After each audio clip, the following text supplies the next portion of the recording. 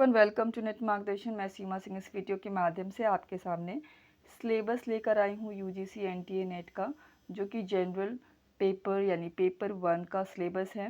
और इसमें यूनिट 1 से लेकर 10 तक 10 यूनिट होते हैं और हम सभी का जो 1 बाय 1 एक बार जो है देख लेंगे कि कौन कौन से सब टॉपिक्स आते हैं। और इसमें जो है हिंदी और इंग्लिश दोनों में ही आपको जानकारी दी गई है। जिनके पास सिलेबस नहीं है वो वीडियो देखकर अंदाज़ा लगा सकते हैं कि कितना सिलेबस है, कितना आपको पढ़ना है। और वैसे जिनका सिलेबस कंप्लीट नहीं भी हो पाता है, एक बार उनको जानकारी अवश्य होती है कि इनके जो अंतर्गत कौन कौन से टॉपिक और सब टॉपिक आते हैं।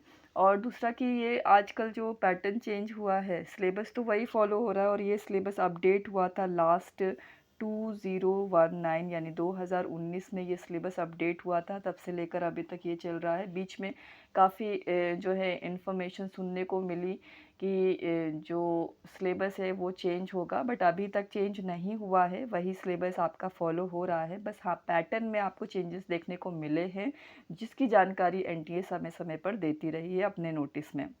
और आप उसके लिए क्वेश्चन पेपर जो है लास्ट रीसेंट जो क्वेश्चन पेपर है उनको आप प्रैक्टिस करो, इससे आपको पैटर्न की अच्छी जानकारी हो जाएगी। आइए अब हम सिलेबस के बारे में जानकारी लेते हैं। यूनिट 1 यानी इकाई 1 टीचिंग एप्टीट्यूड शिक्षण अभिवृत्ति।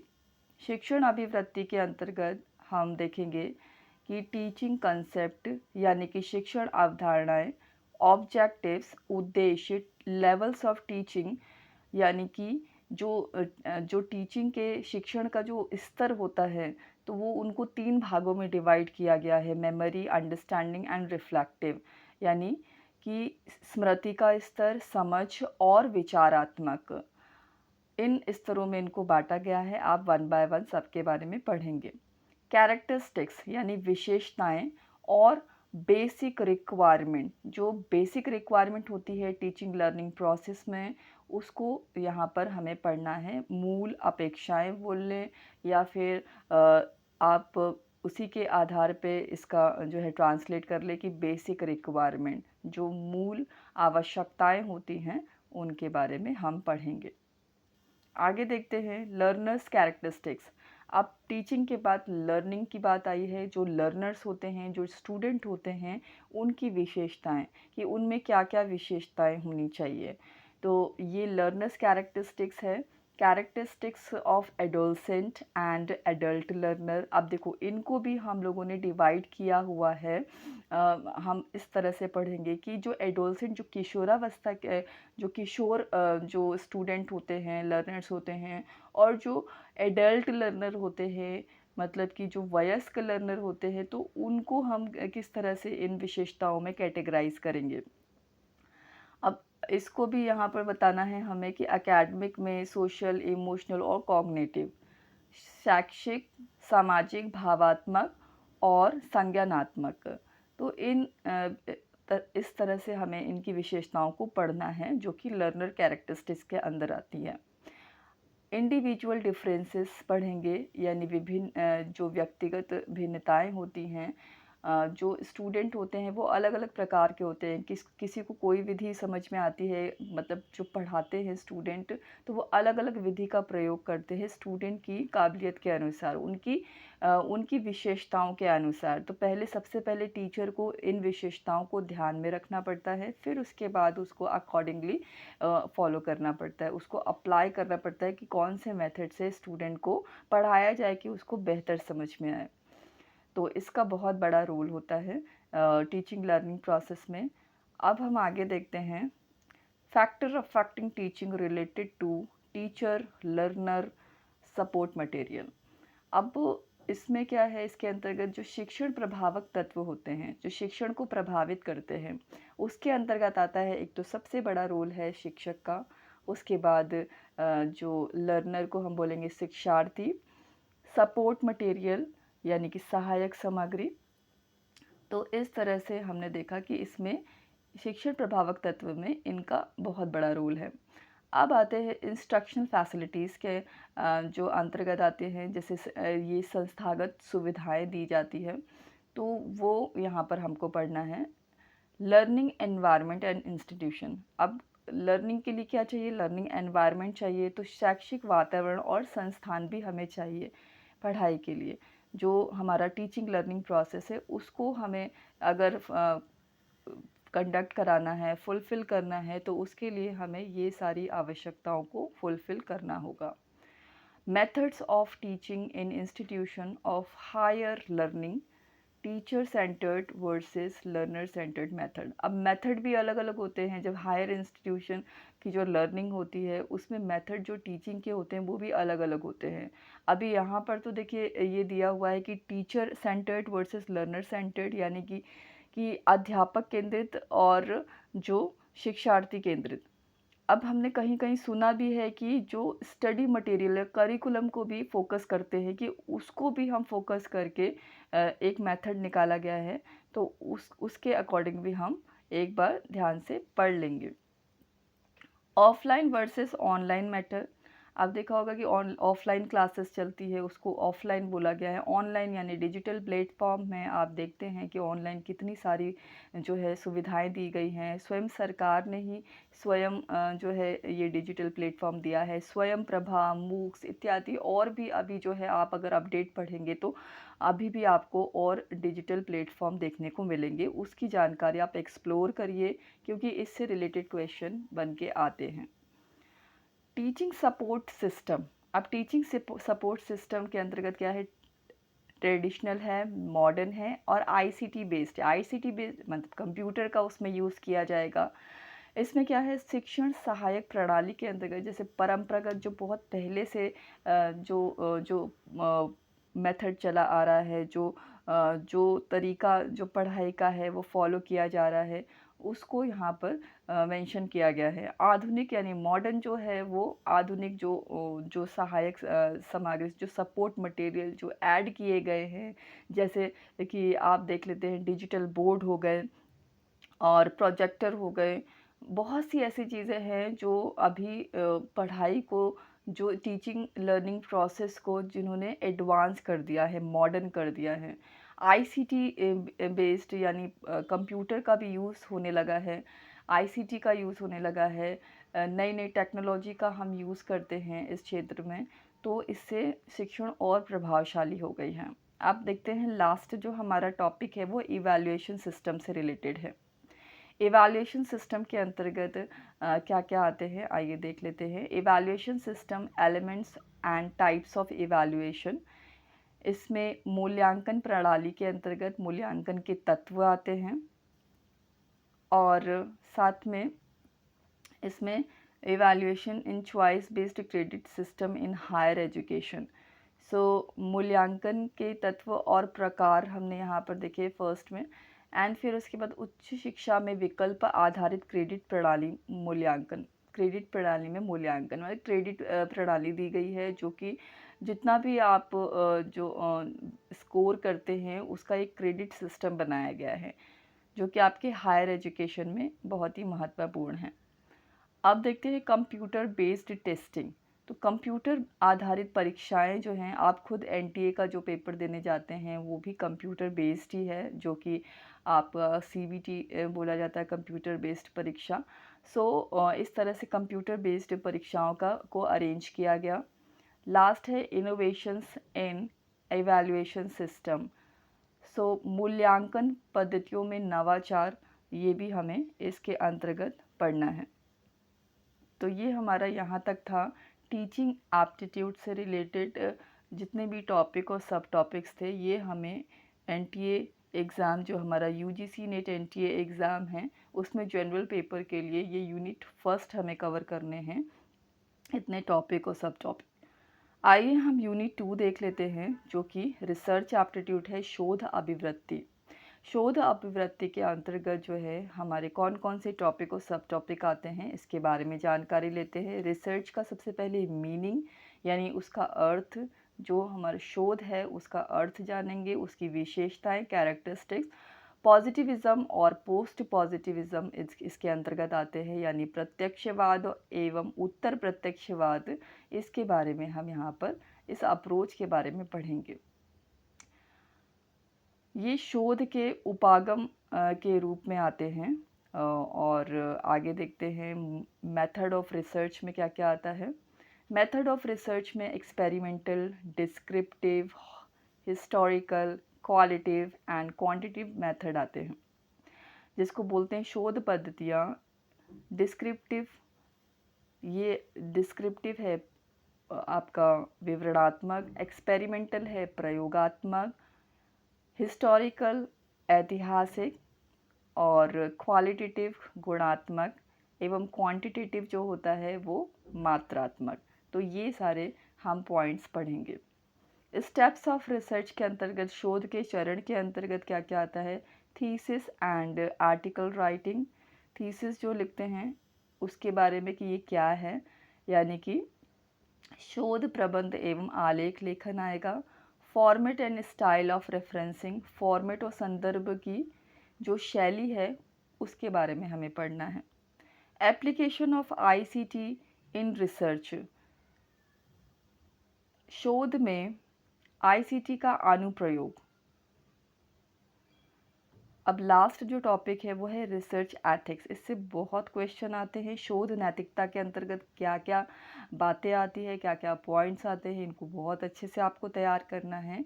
बहुत से क्वेश्चन इसके अंतर्गत मैंने जो वहाँ पर एनालाइज किया था कि क्वेश्चन पेपर, तो अलग अलग क्वेश्चन पेपर में मुझे शोध की जो ये एथिक्स है इससे रिलेटेड क्वेश्चन देखने को मिले।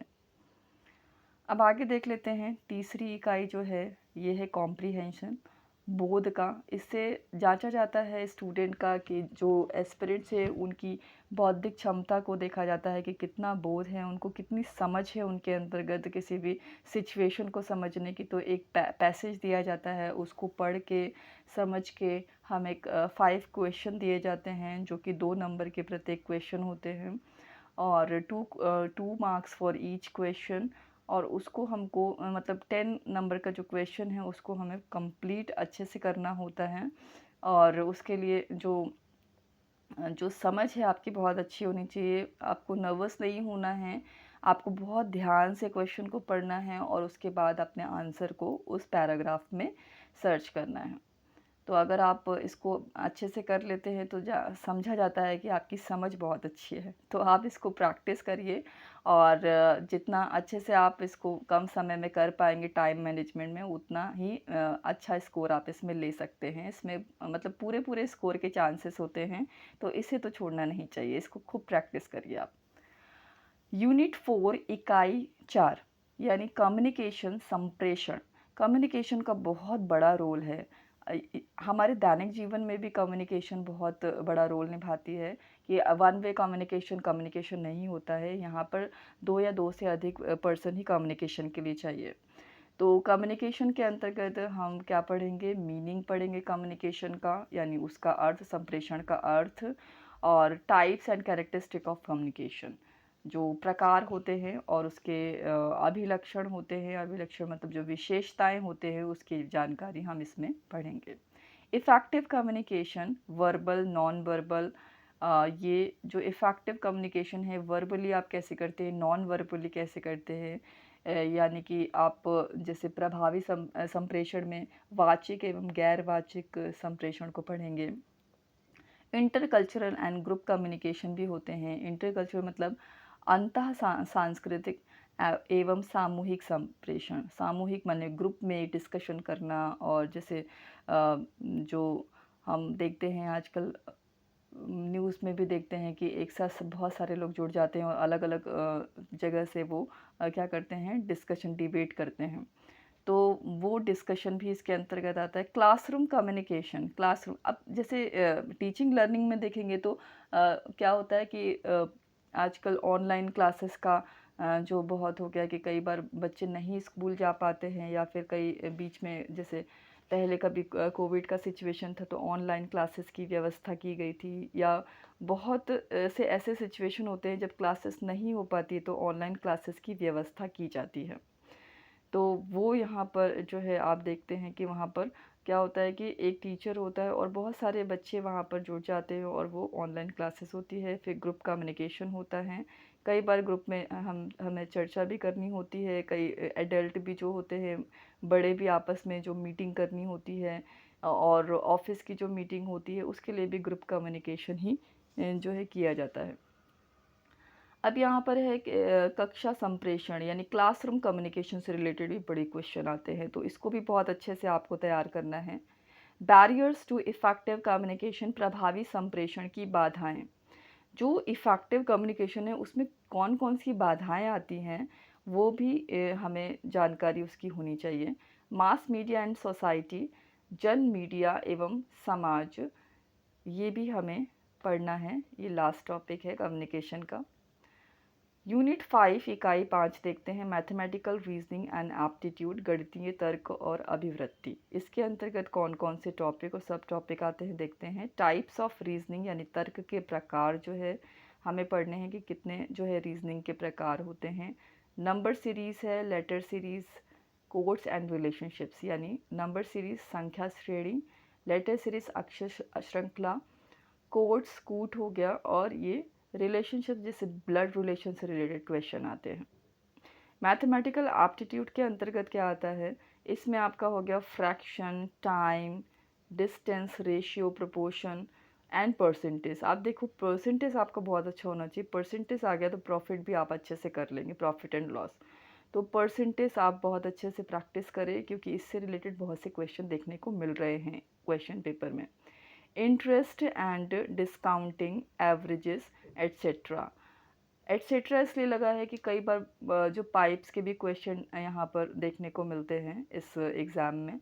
तो आप जो है जितना आप उस अपनी नॉलेज को ब्रॉड करेंगे, जिसका मैथमेटिकल बहुत अच्छा है, आप अच्छे से कोशिश कर सकते हैं आगे और प्रैक्टिस कर सकते हैं।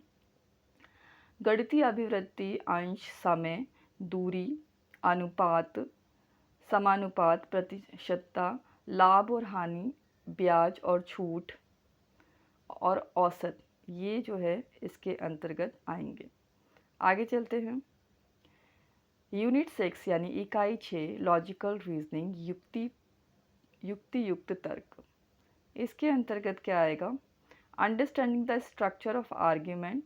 अगर आर्ग्यूमेंट का स्ट्रक्चर आप जो है जानते हैं तो ये आपके लिए बहुत इजी हो जाता है आर्ग्यूमेंट के क्वेश्चन करना, जो कि युक्ति के ढांचे का बोध, आर्ग्यूमेंट फॉर्म्स कैसे फॉर्म होता है, युक्ति के जो रूप होते हैं। अब स्ट्रक्चर ऑफ कैटेगोरिकल प्रपोजिशन, ये क्या होता है, निरुपाधिक तर्क वाक्य का ढांचा। मूड एंड फिगर पढ़ेंगे, अवस्था और आकृति हो गया, इसको हम इसके अंतर्गत पढ़ेंगे। फॉर्मल और इनफॉर्मल जो पॉलिसीज़ होती है उनको पढ़ेंगे, औपचारिक एवं अनौपचारिक युक्ति दोष। यूजेस ऑफ लैंग्वेज, भाषा का प्रयोग। आगे देखते हैं, यूजेस ऑफ लैंग्वेज के बाद है connotation and denotation of terms, यानी शब्दों का लक्षार्थ और वस्तुत्व। ये देखिए हिंदी में थोड़े से टिपिकल होते हैं वर्ड, बट आप इंग्लिश में अच्छे से जानते हैं तो आपको बहुत आसानी हो जाएगी। सो क्लासिकल स्क्वायर ऑफ ऑपोजिशन, ये है विरोध का परंपरागत वर्ग।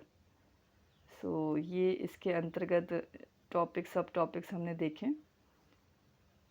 आगे है evaluating and distinguishing deductive and inductive reasoning, युक्ति के प्रकार, निगमनात्मक और आगमनात्मक युक्ति का मूल्यांकन और विशिष्टीकरण।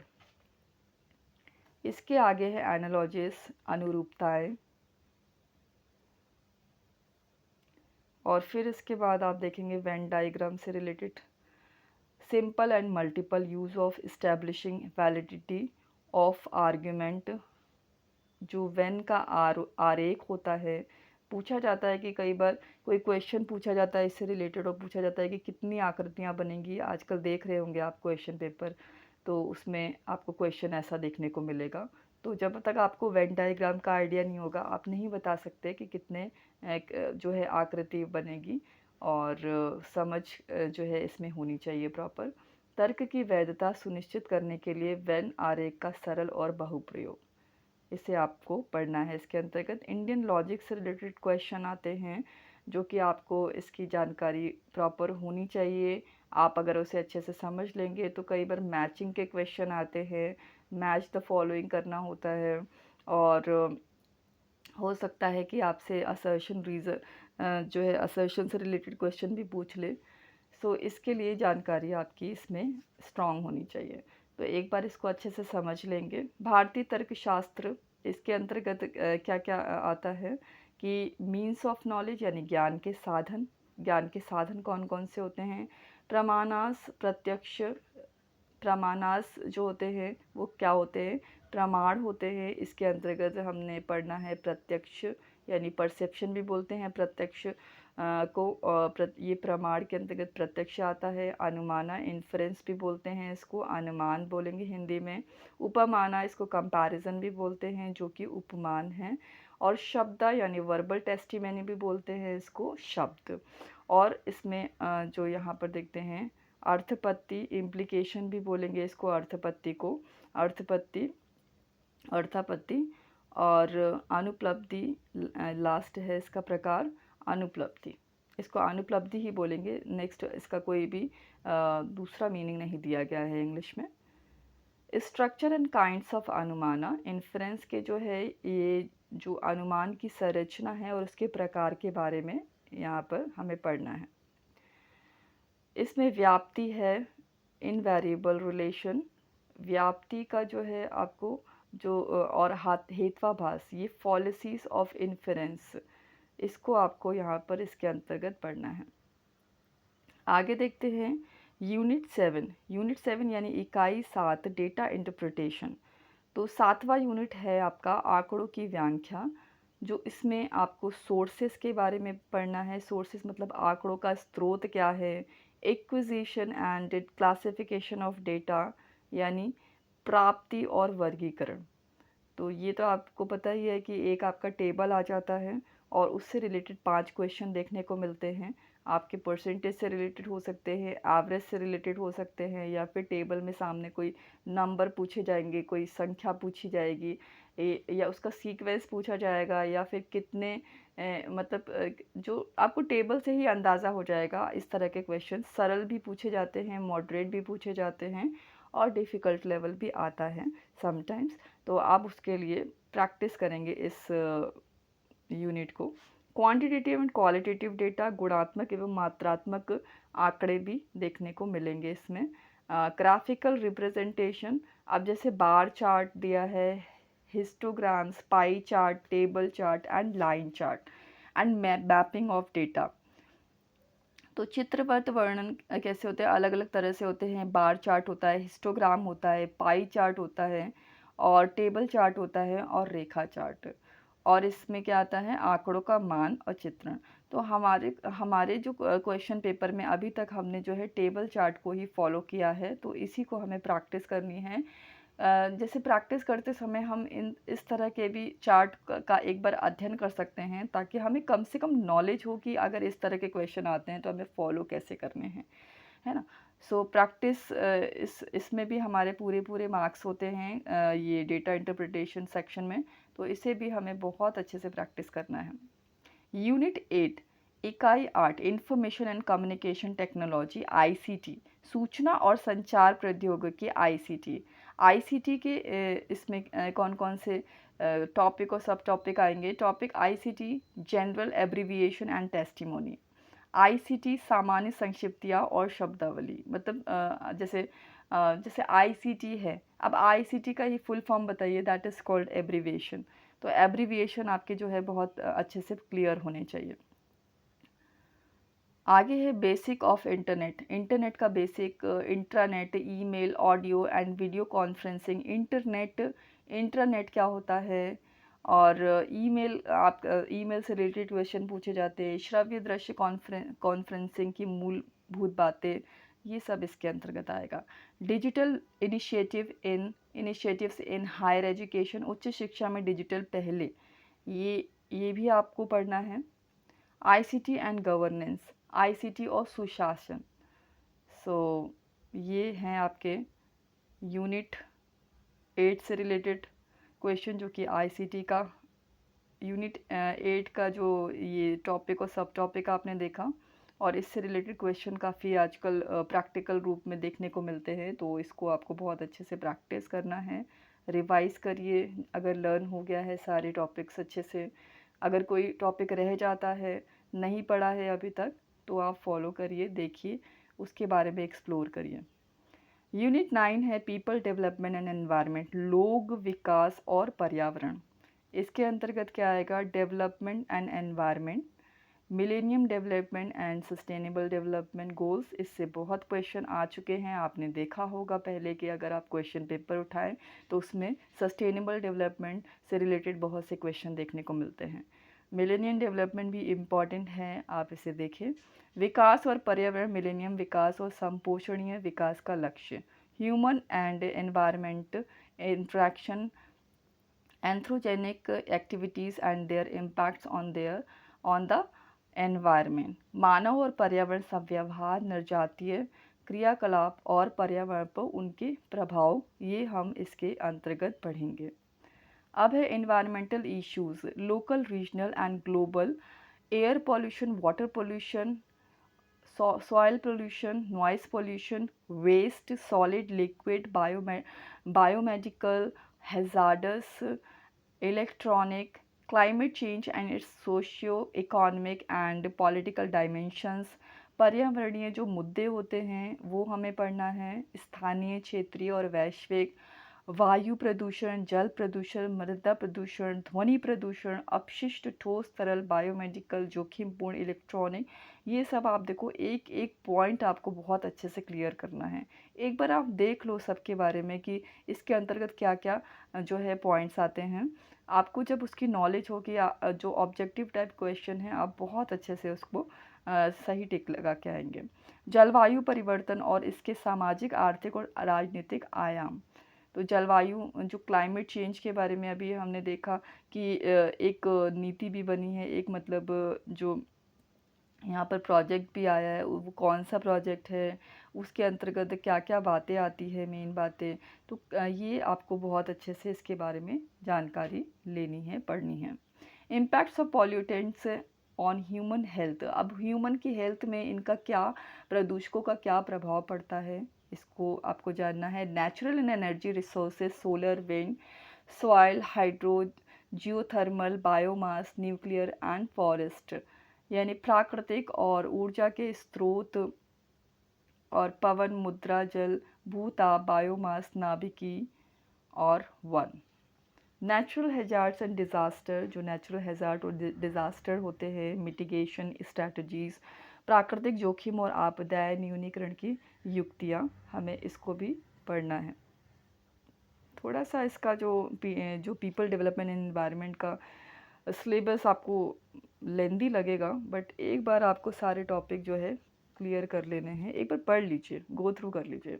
Environmental protection act 1986, national action plan on climate change, international agreements, efforts, Montreal protocol, Rio summit convention on biodiversity, Kyoto protocol, Paris agreement, international solar alliance.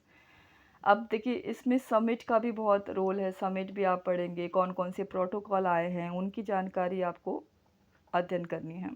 पर्यावरण संरक्षण अधिनियम 1986 1986, जलवायु परिवर्तन संबंधी राष्ट्रीय कार्य योजना, अंतर्राष्ट्रीय समझौते प्रयास, मॉन्ट्रियल प्रोटोकॉल, रियो सम्मेलन, जैव विविधता सम्मेलन, क्योटो प्रोटोकॉल, पेरिस समझौता, अंतर्राष्ट्रीय सौर संधि। तो ये सब हमारा जो है पीपल डेवलपमेंट एंड एनवायरनमेंट के अंतर्गत आएगा। लास्ट हमारा है यूनिट 10 इकाई 10, हायर एजुकेशन सिस्टम, उच्च शिक्षा प्रणाली। अब इसके अंतर्गत कौन कौन से टॉपिक और सब टॉपिक है। पहला है हायर एजुकेशन सिस्टम में institution of higher learning and education in ancient India, उच्च अधिगम संस्थाएं और प्राचीन भारत में शिक्षा, इसको हमें पढ़ना है। Evolution of higher learning and research in post independence India, यानी कि स्वतंत्रता के बाद भारत में उच्च अधिगम और शोध का जो उद्भव है वो हमें इसके अंतर्गत पढ़ना है। Oriental, conventional and non conventional learning programmes of India, भारत में प्राच्य, पारंपरिक और गैर पारंपरिक जो अधिगम कार्यक्रम हैं उसके बारे में हम इसके अंतर्गत पढ़ेंगे। Professional, technical and skill based education, व्यवसायिक, तकनीकी और कौशल आधारित शिक्षा। Value education and environmental education, मूल्य शिक्षा और पर्यावरणपरक शिक्षा। पॉलिसीज़, गवर्नेंस एंड एडमिनिस्ट्रेशन, नीतियाँ, सुशासन और राजनीतिक जो प्रशासन, इनके बारे में हमें जानकारी पढ़नी है। सो ये जो है आपका पूरा का पूरा सिलेबस जो है आपके सामने मैंने यहाँ पर स्टडी किया है। आप इसका प्रिंट आउट जो है आपके पास ज़रूर होगा, आपने यूजीसी की जो वेबसाइट से डाउनलोड किया होगा। अगर नहीं है तो आप मुझे कमेंट करेंगे तो मैं जो है आपको जो हमारे ग्रुप है, जो नेट मार्गदर्शन के ग्रुप है, वहाँ पर सिलेबस ऑलरेडी है, फिर से मैं सिलेबस को अपलोड कर दूँगी ताकि आपको रीसेंट इन्फॉर्मेशन मिल सके और आप वहाँ से डाउनलोड करके उसका प्रिंट आउट ले सकते हैं और अपनी स्टडी को प्रॉपर सीक्वेंस के साथ अच्छे से कर सकते हैं। जून में ही एग्ज़ाम हैं तो आप देखिए कि आपका कितना कवर हो गया है। सिलेबस बहुत इम्पॉर्टेंट होता है किसी भी एग्ज़ाम की प्रिपरेशन करने के लिए। इससे हमें ये ज्ञान होता है कि हमने कौन कौन से टॉपिक, सब टॉपिक कवर कर लिए हैं और कौन से हमारे रह गए हैं। तो उसके बारे में जो है एक बार आपको जानकारी अवश्य लेनी चाहिए। Thank you for watching this video. All the very best for your exam preparation.